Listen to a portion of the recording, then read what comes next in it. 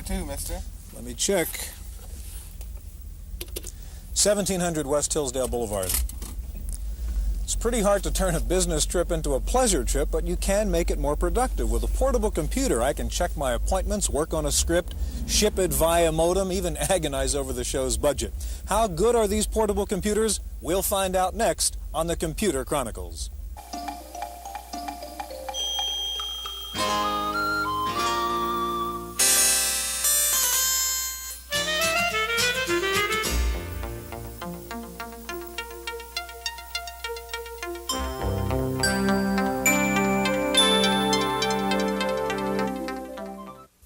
The Computer Chronicles is brought to you in part by McGraw-Hill, publishers of Popular Computing, the magazine that gives readers an understanding of the technology and applications of microcomputers and software in office, home, and classroom.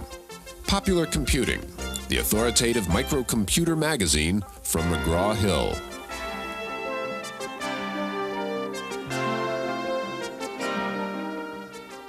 Welcome to the Computer Chronicles. I'm Stewart Cheifet, this is Gary Kildall, and the subject is portables. Gary, we're going to be talking about things like transportables and lap portables, but I want to show you this portable over here. This looks like a pretty small computer, but in fact this is just the keyboard.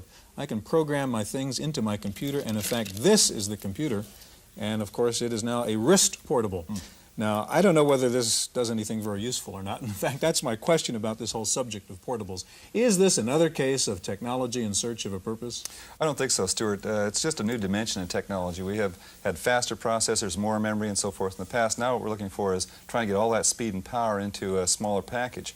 Portables really are a way that you can do personal computing and self-contained computing, let's say on an airplane, working with programs, working with spreadsheets, and then use, say, a stationary computer, if we can call it that, to communicate our programs and then work with large database systems or faster printers.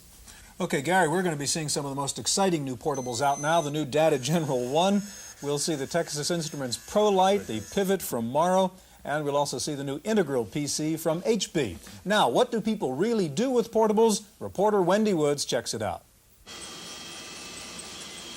If a desktop computer's home is a desk, where does the portable computer call home? In the case of a battery-powered lap computer, almost anywhere you can carry it will do.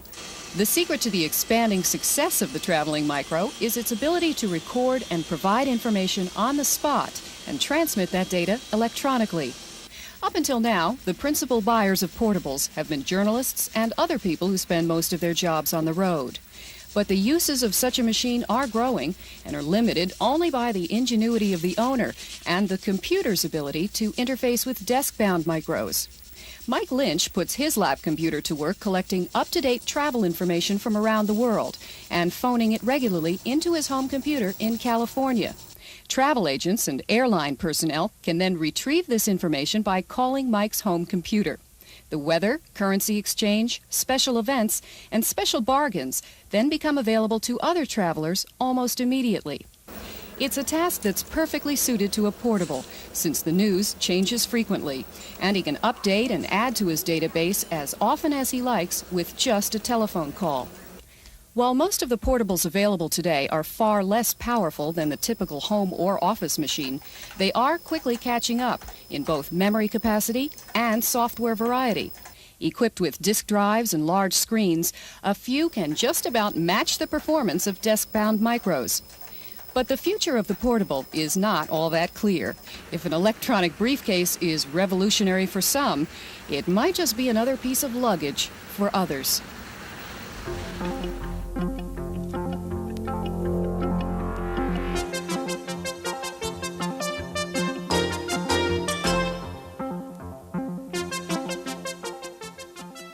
Joining us now is Roland Archer, who's the Manager of Software Development at Data General, and Ferris Gaffney, who's the Manager of Product Marketing at Texas Instruments. Gary. Stuart, you know what makes portables really exciting is that a machine this capable, say 20 years ago, would have filled the whole room. So there's a lot of technology that's caused all this to happen. Just exactly what's gone on? Well, there's been a lot of things that have happened, Gary. One of the main areas that have allowed us to put the power of a desktop computer into a briefcase-sized machine is in the LCD. And I did bring along an LCD screen outside of its case to show your viewers what the unit looks like. And one of the key things is not only the ability to make an LCD this large, but also the special controllers that are needed in order to control an LCD this large. Roland, this is the same kind of a size of display as a standard, say, cathode ray tube display, a CRT That's display. right. It has 80 by 25 characters and 640 by 256 pixels for graphics. Okay, now Roland, that's a major advancement in the Data General 1. What technology did it take to get you to come up with the full screen size? Well, in order to come up with a screen this large, we approached several Japanese vendors through our Japanese subsidiary, Nippon Data General. Let me put this down for a moment. And they, at the time that we approached them, they had just finished their 16-line displays, so they were not very interested in right away starting with a 24 and 25 line. But we were able to convince them of the importance of that for the Japanese marketplace. Isn't it true also that the Japanese were really pioneers in, say, the CMOS parts as well? Yeah, the other main area that has come together to allow a battery-powered portable is the CMOS, which is a low-powered logic family. And in fact, here I have, this is the main brain, the CPU that is inside the Data General 1. And again, you see all these components are CMOS, and not only are they CMOS, but they're surface mount, which means if you look at a traditional component, which tends to have the pins and plugs into a socket, this instead is laser soldered onto the board. So this gives you a lower profile on the parts themselves. We can actually mount the parts on both sides. Is this the memory here on the one side? This is all the memory. There's 128K bytes of memory. So there's 128K right in this little area. That's right. That's right. And these two gate arrays control the screen as well. On your screen again, Roland, didn't you in fact approach the problem by in fact having a bunch of sub-screens which you're kind of running simultaneously? Well, that's part of what you have to do. The screen is divided conceptually to the logic into two components. And those two components are controlled together by the gate array controllers, and you get quite a smooth effect of scrolling up from one end to the other. I can start something running here while we're talking about some other things. Okay. Ferris may have a comment on this. That one of the things that's pretty obvious when you see these screens is that they are black and white. And it seems like a lot of the applications these days are involving color. Do you see any directions there? Okay, can I show you my ProLight computer? Give the competition equal time here. Okay. We introduced this machine in November, and as Roland's machine, we do have a full-screen LCD, which is the primary driving force in letting this machine be available now. It is full-screen, 25 lines by 80 columns. And as Gary mentioned, you cannot get LCDs in color. But you can still do a lot of useful work in black and white screens. We've targeted the machine primarily at people whose job is in the field, such as salesmen, insurance agents, service representatives. And they've been looking for PC power and a true portable that they can carry around. And we've now provided that. But do they use these as a primary computing device, or do they use it sort of as a peripheral in the sense that they go off on an airplane and do some computing and then come back and connect to that? Well, I think there are two uses. One is as a general productivity aid, just to help them do their job better, be more efficient in order entry and communications with the factory.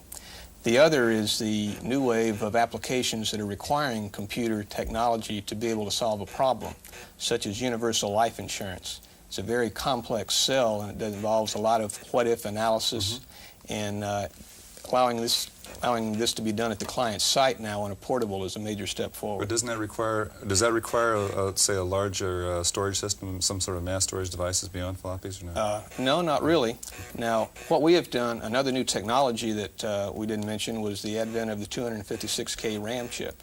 That allows us to put 768K of user RAM memory in this machine. So we've not sacrificed anything as far as desktop PC functionality. Yeah.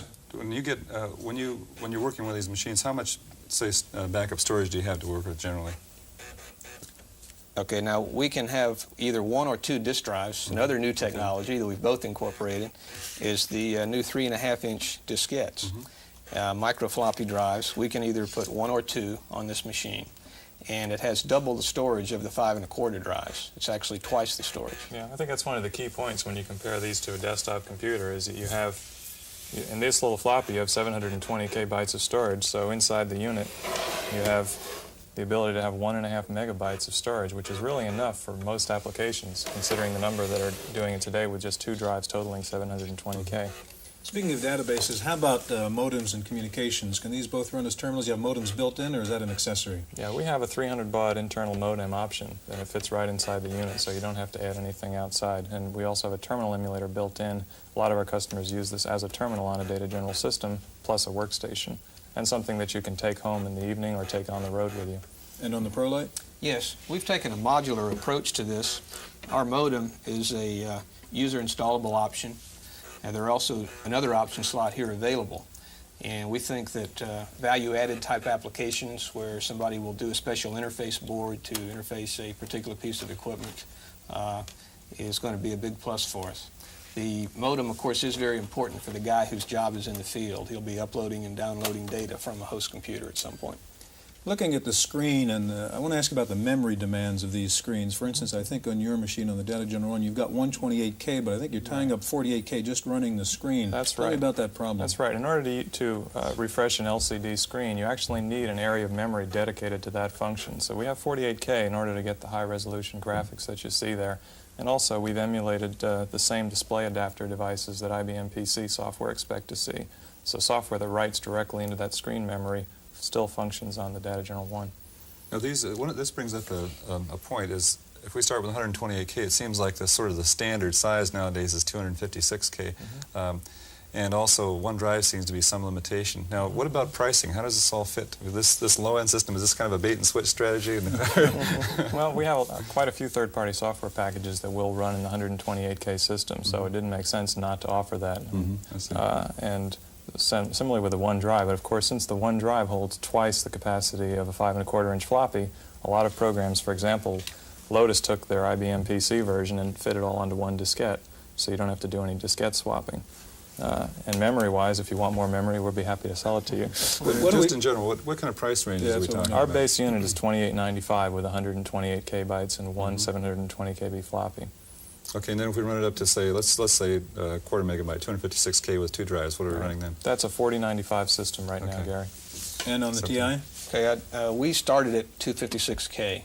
Our machine with one drive and 256K is $29.95, again expandable to 768. And we incorporated the screen memory in the LCD drivers themselves. So we also went through a lot of perturbations on how to drive the LCD. And one of the responses was some people think LCDs are slow.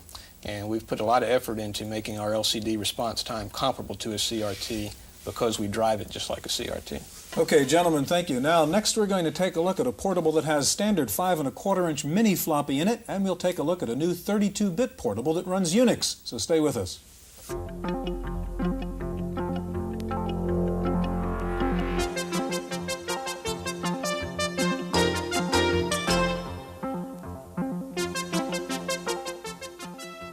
Joining us now is Srini Nageshwar. Srini is the retail marketing manager of the personal computer division at Hewlett-Packard, and George Morrow, who is chairman and founder of Morrow Computers. And we're going to be looking at some very spectacular portables here in just a moment. First, though, as many of these portables come out, they all, of course, have hopes of great success, but there have been some significant failures in the portables, and Wendy Woods has a report on one of them.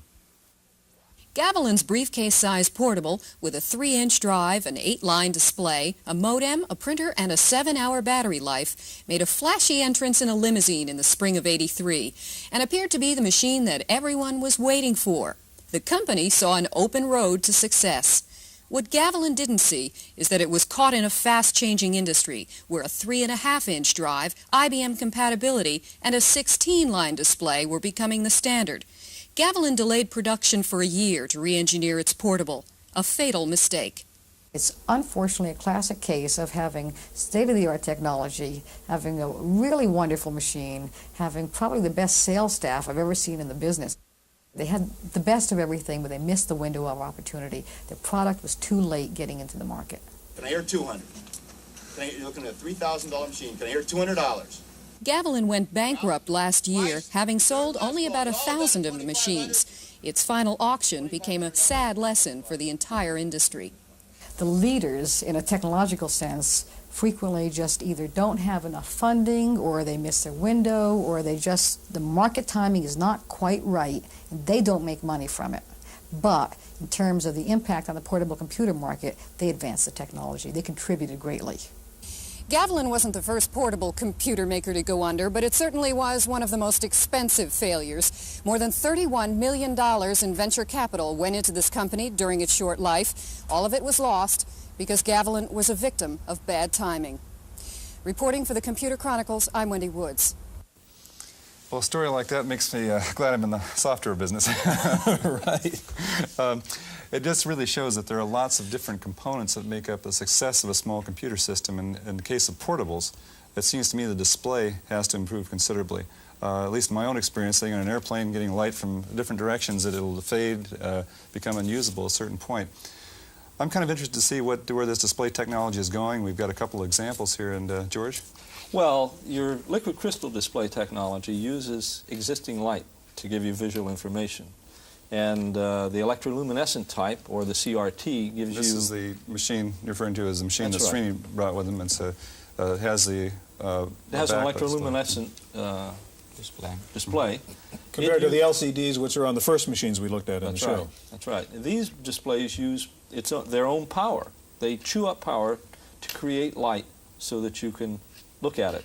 In a low ambient light environment, they're excellent. In a high ambient light environment, the liquid crystal is a lot better than the present generation of electroluminescent. Now, how do you cover both those problems? Well, one way to cover both those problems is you backlight your LCDs with some electroluminescence. Understand, these technologies are in an evolving state. Your electroluminescent is going to get more efficient. That means it'll give you more light for less power. And your liquid crystals are going to get, the contrast is going to improve as time goes on, which will give you more visual feedback for a given amount of incident light. Now, what about the work that the Japanese are doing? For example, the new Casio-TV is a color TV that has a liquid crystal display. Are we going to see that move into, let's say, a small computers? The whole development of liquid crystal displays in Japan, as far as I'm concerned, is aimed toward flat panel televisions. Mm-hmm. And even if they don't make it, the stage they'll get to will be perfectly acceptable for good graphics and good contrast. As a matter of fact, I believe these machines, in a year from now, you'll be able to have color. You'll have liquid crystals that will give you at least 2 colors. And this is going to be great for graphics. This eliminates all the big tubes and big power supplies. That's and so right, forth. and all those the masks and the tremendous number of stages that these color television sets go through now. Can I ask you both to do something here? If you can punch a couple buttons so we could see what that ELD display looks like while we're talking here, Srini. And George, you have your pivot with That's you. right. And why don't you show us what that is and how it differs from the other machines we've seen? Well, it differs in a couple of ways. It uses an LCD, just like a lot of the other machines. It does have one thing that the rest of the machines don't have, and that's a 5¼ disc. Either you don't have a disc like the HP people and they expect to carry your stuff around in ROM, or they have 3½ discs. Now, if you go out and buy Lotus for $500, you'll find that if you don't have a pair of scissors with you, you're going to have to spend another $300 on your 3½ version of Lotus. If I can interrupt a second, I just want to take a look at the pictures that are being painted on the ELD, which is interesting. It's very impressive. But now this is a fixed demonstration. It's a fixed demonstration Okay, we see of that. a space shuttle. And That's right, you can see the thing being moved around. You can actually, in your hotel room, design airplanes. If you want to, yes. That's right. If you have nothing better to do, right? Let's go on to another topic, and that's the backup storage technology. We're dealing here with a device that's become very semiconductor-oriented, That's the right. RAMs and so forth, the LCD display and so forth. But now we have a mechanical device and a floppy disk drive. What's going to happen as far as backup storage? Well, backup storage, being able to carry your work around with you, and the HP machine, you carry it around as CMOS static RAM. Mm-hmm. It's low power, and it has a lead-acid battery that keeps it alive. In this machine, just like your PC, you carry it around in your floppy. It does take more power, and it does produce more weight. But we feel that the function that it gives you, you're carrying around a standard environment. Nothing could be more standard than this. Actually, Gary, I think to a large extent, storage issues are affected, I think, by 2 parameters. One is the fact that as we were designing the portable and when we decided not to put in a 3½ disk drive, there were 2 things that made us do that. One is when you carry these machines around, you really want instant availability. What that says is very often what I do is I'm sitting at an airport waiting for a plane to take off and I'm finishing up my travel expense report while I'm doing that, and I don't want to load up a disk and start a spreadsheet, and so on. Sometimes I think the best place to sell these would be at airport terminals. That's, I think so too. That's where people use them quite a lot. So that's one aspect. I've been in airports a long time, and I don't see very many of these machines in airports. Occasionally I see someone with quite a list to themselves carrying around a compact, but aside from that, why? So we do I don't see people using them in airplanes or at airports. Well, what is the real market? We talked about that at the beginning. I mean, what do you need portables for? There are two things that we think you need portables for, Stuart. We try to break the market into two parts, composed of one set of people who basically take work away from their desk, and the other set of people who work away from their desk. And in the first category, you essentially have managers, executives, and professionals like some of us here. And in the second category, you have the insurance salesmen or, salesmen of various categories. And people who typically take work away from their desk are usually running spreadsheets or word processing or memo maker or whatever on there. And those are the kinds of programs you need. We don't think that you need a huge suite of programs to run on portables, and you basically want the basic stuff running and be available to you instantly.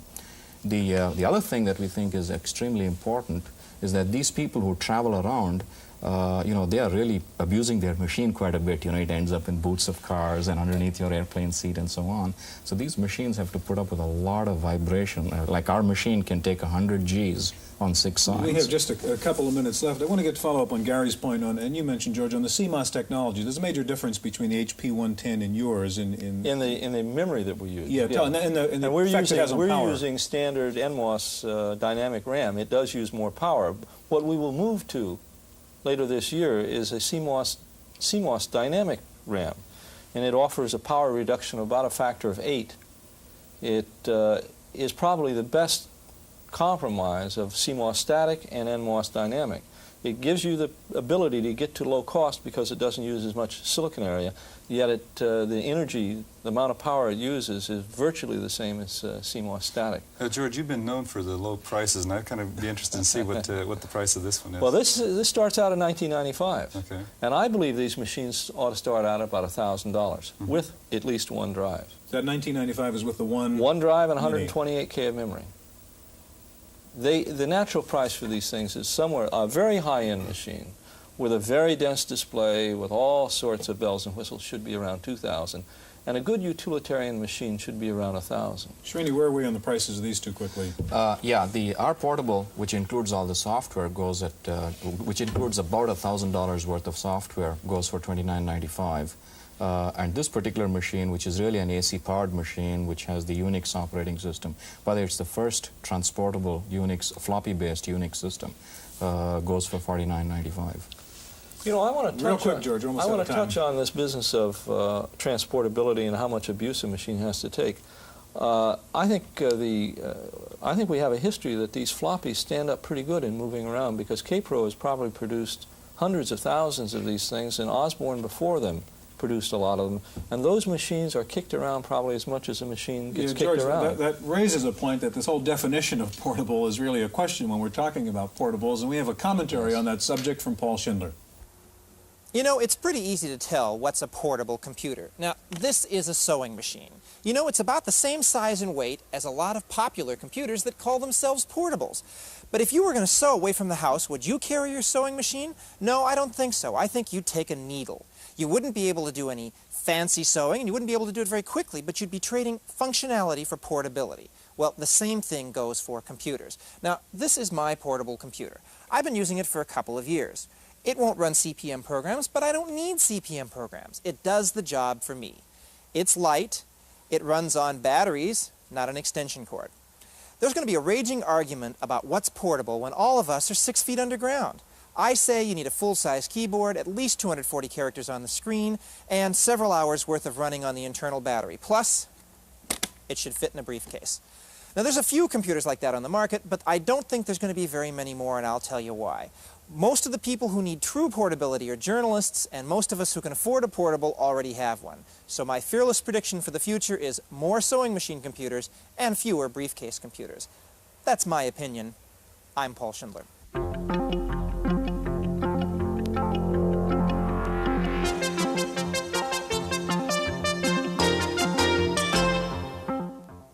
In the random access file this week, a small company in California says it has come up with a new design for a computer chip that will enable microcomputers to run at mainframe speeds. The new Novix chip, called the NC4000, reportedly runs 10 times faster than the Motorola 68000, today's fastest 16-bit chip. The chip has 80% fewer components than traditional chips and uses the efficient Forth as its machine language.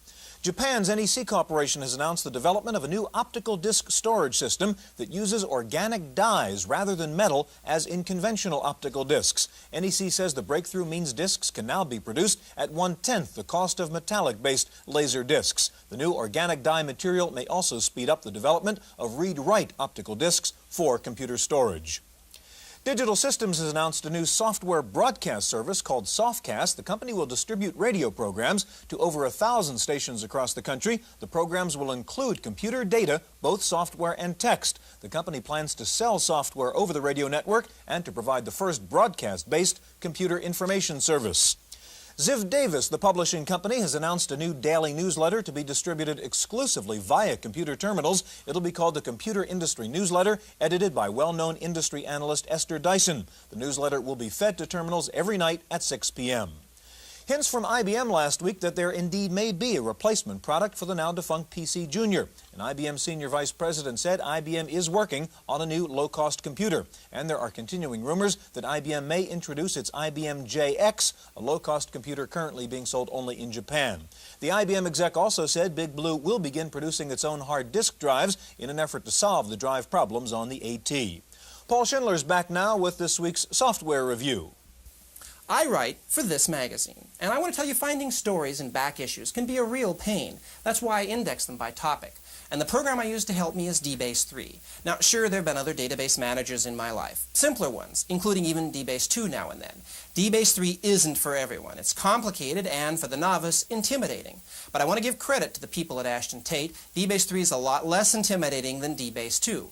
What DBase-3 is powerful. You have a complicated job you want to get done fast in a relational database? This could be your answer. Now, there isn't a lot to be said about database managers, and they aren't usually much to look at. Since a lot of you have seen or used DBase-2, I want to show you the biggest change, the assist function. Instead of having to start from scratch every time you compose a command, you get help from menus. As it says in the documentation, we all know real programmers don't use menus, but we also know that most of us aren't real programmers. DBase-3 from Ashton Tate in Culver City, California is the complicated, powerful $700 database manager for the rest of us. For Random Access, I'm Paul Schindler. A company called Dana Communications has come up with a solution for those of you who can't decide whether you want to buy an IBM PC or an Apple Macintosh. The new product, called Mac Charlie, lets you turn either one into the other, enabling Mac users to run PC software and allowing PC users to take advantage of Mac's mouse, graphics, and friendly user interface. The Mac Charlie hardware-software package will cost about $1,200. Koala is out with a new mouse substitute called the Koala Cat. It's a touch-sensitive pad which replaces the mouse. You use your finger on the pad to move the cursor. Koala says its new cat lets you do all the usual mouse moves without needing a lot of desk space for a mouse. Finally, the California Department of Motor Vehicles is in the process of converting to a fully computerized system, and you know what that means. The California DMV says it now has a backlog of 87,000 transactions, and the backlog is growing by 20,000 a month. Thousands of California drivers are stuck with expired car registrations and driver's licenses. The DMV said it grossly underestimated the problems of converting to a computer system. It's now asking for $5 million to hire more than 100 people and to pay for overtime so that good old human beings can clean up the mess created by the new computer system. That's it for this week's Chronicles. We'll see you next time. The Computer Chronicles was brought to you in part by McGraw-Hill, publishers of Popular Computing, the magazine that gives readers an understanding of the technology and applications of microcomputers and software in office, home, and classroom.